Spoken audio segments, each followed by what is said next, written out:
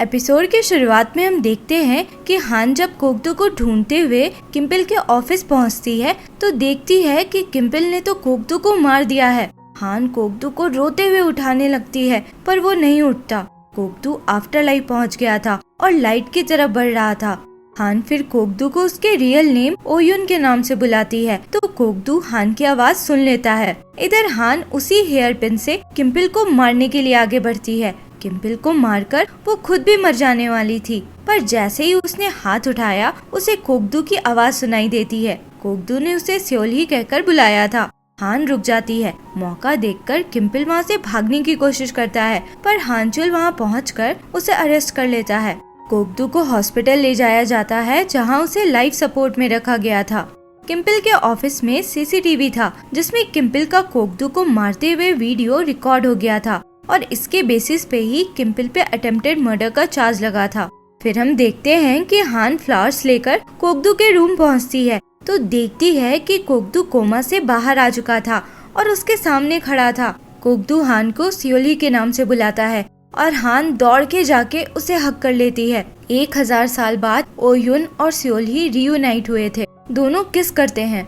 घर आकर दोनों थोड़ी रोमांटिक बातें कर रहे थे तो ओक्शिन और गाक्शिन उनको इंटरप्ट करते हैं जो वहीं दूर पे बैठे थे। हान एम्बैरेस होके अंदर चली जाती है और कोगदू को कहती है कि मुझे फॉलो मत करना, पर फिर भी कोगदू उसके पीछे जाता है। गाक्शिन को अब ये रियलाइज होता है कि कोगदू अब पहले की तरह हान की बात मानने को मजबूर नहीं था। अगले दिन कोगदू हान को टेलीपोर्ट करके एक पार्क जैसी जगह पे ले जाता है। हान बहुत एंजॉय करती है पर कोगदू की तबीयत बिल्कुल भी अच्छी नहीं थी। वो पेन में था पर हान से छुपा रहा था। हान कोगदू से पूछती है कि तुम वापस कैसे आ पाए। कोगदू कहता है एक बार कोई आफ्टर लाइफ पहुंचता है तो ये दुनिया उसके लिए धुंधली होने लगती है। अगर तुम मेरे बगल में भी होती तो भी मैं तुम्हें देख या सुन नहीं सकता था, पर तुमने मुझे ओयुन कहकर पुकारा था। 1000 सालों में पहली बार किसी ने मुझे मेरे नाम से बुलाया था। मैं हमेशा से चाहता था कि कोई मुझे पहचाने, मुझे मेरे नाम से बुलाए, कोई तो मुझे याद रखे।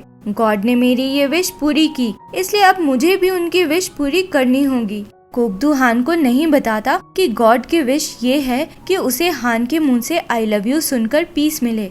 नेक्स्ट सीन में हम देखते हैं कि हानचुल हान को बता देता है कि जिस लड़की को वो डेट कर रहा है वो और कोई नहीं बल्कि जंगवोन ही है। हान ये जानकर गुस्सा होती है और कहती है कि जंगवोन ने उसके साथ जो किया उसके लिए वो कभी उसे माफ नहीं कर सकती है। तभी जंगवोन वहाँ आ जाती है जो पूरी तरह से ड्रंक थी और हान से माफी मांगने लगती है। बोलते बोलते जंगवोन ये भी बता देती है कि जब उसके डैड जेल से बाहर आए तो उसे बहुत डर लगता था कि वो उसे भी उसकी मॉम की तरह मार देंगे। वो देश छोड़कर जाना चाहती थी। उस समय येदुन ने उससे कहा था कि वो उसे यूएस ले जा सकता है अगर वो उसकी हेल्प करेगी हान से ब्रेकअप करने में, इसलिए उसने उसके साथ रिलेशनशिप का नाटक किया था।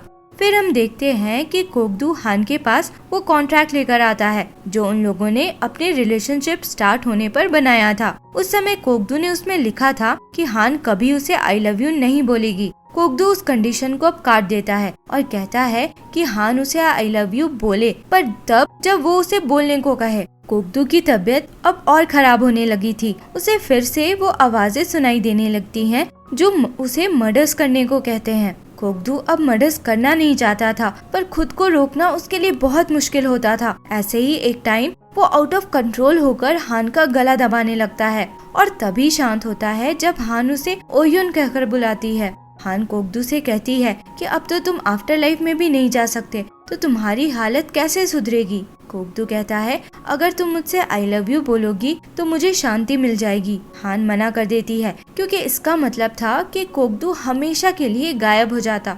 दूसरी तरफ हानचुल को डॉक्टर से पता चलता है कि जिनचुक को कोई प्रॉब्लम नहीं है, बस उसे होश नहीं आ रहा है। असल में जिनचुक बस बेहोशी का नाटक कर रहा था। कोगदू वहाँ आकर उसे डराता है और किम्पल के अगेंस्ट गवाही देने को कहता है। नेक्स्ट सीन में हम देखते हैं कि हान चर्च में प्रे कर रही थी। तभी कोगदू वहाँ आता है। वो हान को कन्विंस करने की कोशिश कर रहा था कि वो उसे आई लव यू बोले, पर हान रेडी नहीं थी। उसी समय कोगदू को आवाजें सुनाई देने लगती है।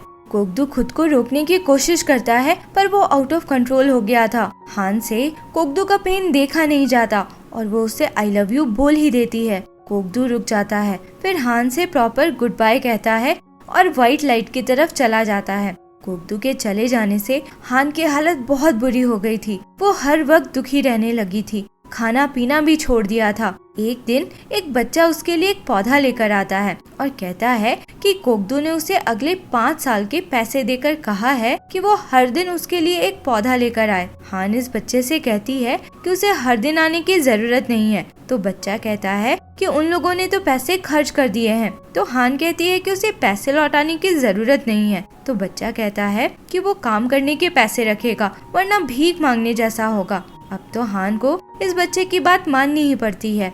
नेक्स्ट सीन में हम देखते हैं कि जिनचुक अपने सारे क्राइम्स एक्सेप्ट कर लेता है और ये भी बता देता है कि उसने सब कुछ चेयरमैन किम्पल के कहने पे ही किया था, जिससे किम्पल के लिए डेथ पेनाल्टी की मांग की जाती है। इधर जंगवॉन हानचुल के साथ डिनर कर रही थी क्योंकि उसे हानचुल का बनाया ऑमलेट रोल बहुत पसंद था। जंगवॉन को अब पता चल चुका था कि उसके डैड ने हानचुल और हान के साथ क्या क्या किया था। वो हानचुल को फाइनली बताती है कि जिनचुक उसके डैड हैं। हानचुल कहता है कि उसे इससे कोई मतलब नहीं है, उसे बस उससे मतलब है। पर जंगवॉन अपने डैड की वजह से बहुत एम्बैरेस थी और इसलिए हानचुल से ब्रेकअप कर लेती है। हानचुल तो दुखी था ही, जंगवॉन भी अपने डिसीजन से दुखी ही थी। कुछ समय बीतने पर हान भी थोड़ी नॉर्मल होने लगती है। कोगदू उसके लिए बहुत सारे पैसे छोड़ गया था, तो हान उन पैसों से जरूरतमंदों की मदद करती है और उनसे कहती है कि वो अपने प्रेयर्स में कोगदू को याद करे। वो बच्चा हर दिन हान के लिए पौधे लेकर आता था। हान उसी के साथ मिलकर सारे पौधों को लगाती है। ऐसे ही 5 साल बीत जाते हैं। वो बच्चा अब बड़ा हो गया था, पर अब तक उन पौधों के फूल खिले नहीं थे।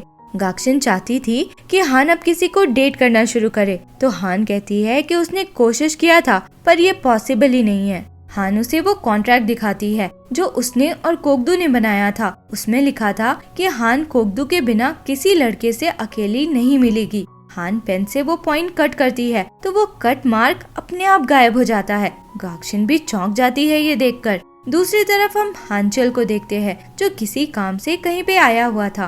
वहाँ जंगवॉन भी आती है। दोनों एक दूसरे को 5 साल बाद देख रहे थे।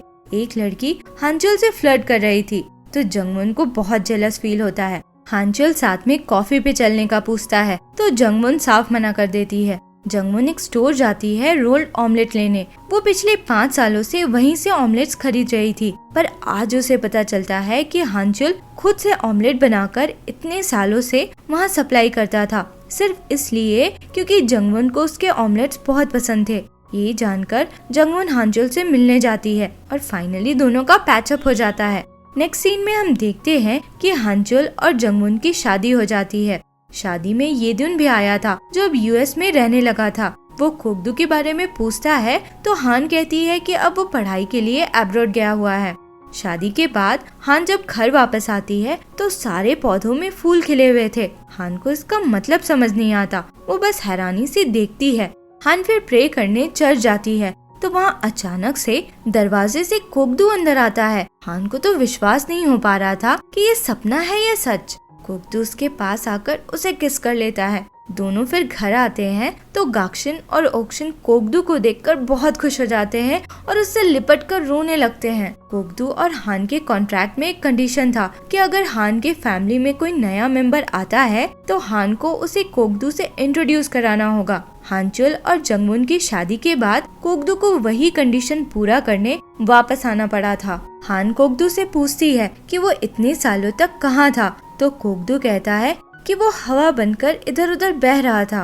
वो शायद अपनी पहचान भूल जाता, पर बहुत सारे लोग उसे अपने प्रेयर्स में याद करते थे, जिससे वो खुद को भूला नहीं है। हान और कोगदू के आने वाले कुछ दिन बहुत अच्छे बीतते हैं। अब तो गाक्शिन और ओक्शिन की लव स्टोरी भी शुरू हो गई थी। सब लोग साथ में बहुत खुश लग रहे थे। कोगदू अब भी आफ्टर लाइफ का गॉड था, तो हान के मन में डर था कि उसे फिर से जाना पड़ जाएगा। तो कोगदू बताता है कि उसने गॉड के साथ एक डील बनाया है। अब वो हान के मरने के बाद उसके साथ ही आफ्टर लाइफ जाएगा। ऐसे तो 1000 सालों से हान हर जन्म में सुसाइड कर लेती थी, जिसकी वजह से वो आफ्टर लाइफ नहीं जा पाती थी। पर इस बार वो साइकिल टूट चुका है। इस बार हान के साथ कोगदू आफ्टर लाइफ जाकर वहाँ अपने गॉड वाला काम करेगा और जब हान का फिर से जन्म होगा तो वो फिर से इस दुनिया में आएगा।